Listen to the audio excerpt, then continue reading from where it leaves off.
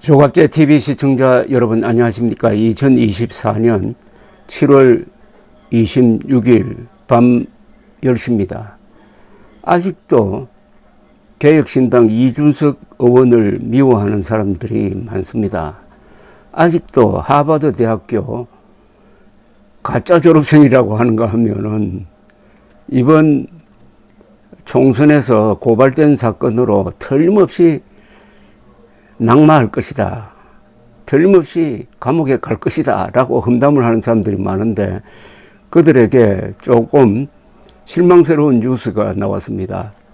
지난 22대 총선 과정에서 상대 후보에 대한 허위사실 공포 혐의로 고발당한 이준석 개혁신당 의원이 경찰에서 무혐의 처분을 받았습니다. 경기 화성 동탄경찰서는 어제 이준석 의원의 공직선거법 위반 혐의가 인정되지 않는다고 판단해가지고 사건을 검찰로 넘기지 않기로 했습니다. 불송치 결정을 했습니다.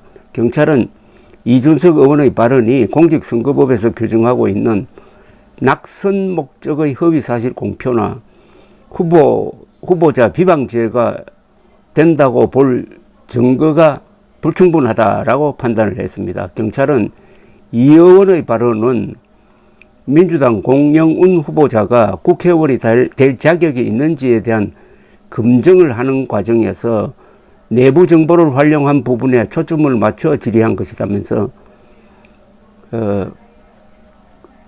상대방을 낙선시키기 위해서 고의적으로 허위사실을 공표했다는 그런 근거 자료가 부족하다고 판단을 했습니다. 지난 4월 2일 CBS 라디오 김현정은 뉴스쇼에 출연해가지고 공영훈 전 더불어민주당 후보 자녀의 이른바 갭 투작 의혹을 제기하는 과정에서 나온 발언이었습니다.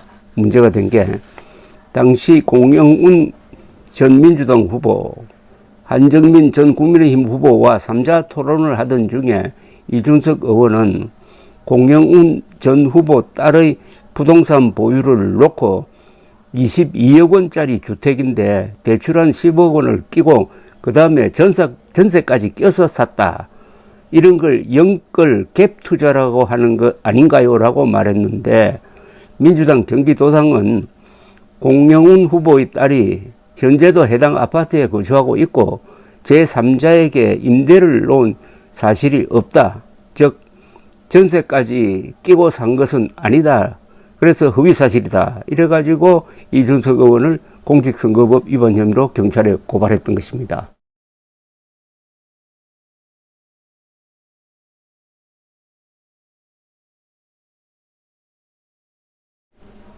당시 토론회에서 이준석 후보는 공영훈 후보의 딸이 가지고 있는 성수동 주택 문제를 제기를 하면서 이렇게 이야기를 했습니다. 결국 22억 주택인데 거기서 9년 동안 맞벌이 부부 생활을 했고 대출 한 10억을 끼고 그 다음에 전세까지 껴서 샀다 면서 이런 걸 영끌 갭 투자라고 하는 것 아니냐, 공교롭게도 성수동에다가 딸 부부가 선택해서 했다는 것이냐고 이렇게 물었어요. 공영훈 후보는 영끌 갭 투자 젊은이들이 많이 하지 않나, 규정에 문제 없는 걸 가지고 문제 삼으면 안 된다면서 성수동이 본인 직장과 매우 가깝고 그동안 출퇴근하는데 1시간 넘게 걸려서 그렇게 선택한 걸로 알고 있다고 대답을 했습니다. 그러자 이준석 후보는 이 안에 전혀 지원이 없었냐고 물었고, 이에 공영훈 후보는 모든 게 법적으로 정당하게 절차가 이루어졌다, 일부 정여가 있었는데 정여세 다 냈다, 아주 깨끗하다 면서 구입 과정에, 그러니까 딸의 성수동 주택 구입 과정에 일부 도움은 주었지만은 합법적으로 처리가 됐다 하는 점을 설명을 했습니다. 그런데 전세를 끼고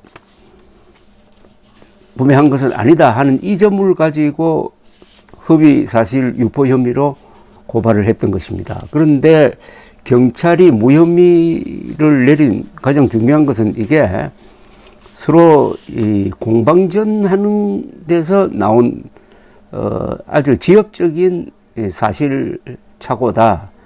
그러니까 허위 사실을 공포를 하더라도 그게 낙선을 위한 고의성이 있느냐 없느냐인데 그런 고의성이 없다라고 봤고, 공영훈 후보도 이때 대답을 하면서 이런 걸 영끌 갭 투자라고 하는 것 아니냐 하면서, 영끌 갭 투자라는 말에는 어떤 동의를 하는 것처럼 하고 넘어갔고, 나중에 별도로 고발장을 제출한 것, 이런 걸 종합적으로 판단을 해가지고 이게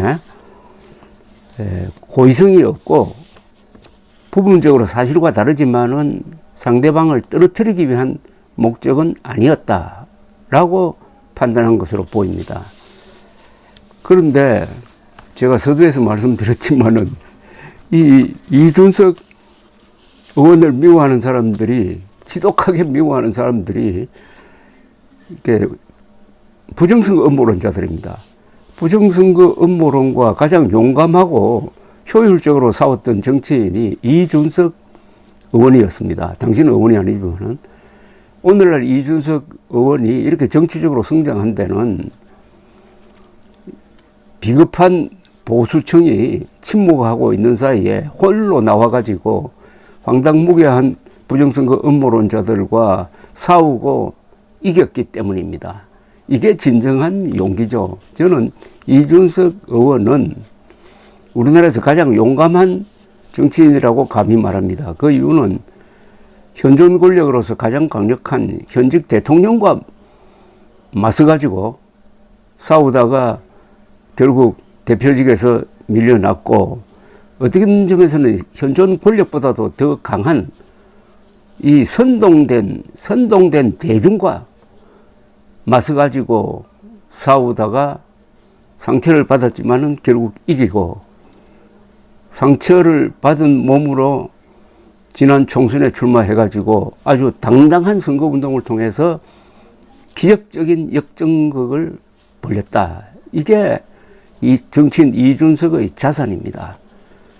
그런데 이번 경찰 판단은 뭐 상당히 합리적으로 보입니다. 이 사안 자체를 종합적으로 보고 판단한 것이고, 여기에 별로 무리가 없는 것으로 보입니다. 다만 이준석을 지금도 미워하고 있는, 아직도 사가지 없다라고 이야기하는 그 극성 자칭 보수 세력, 보수가 아닙니다.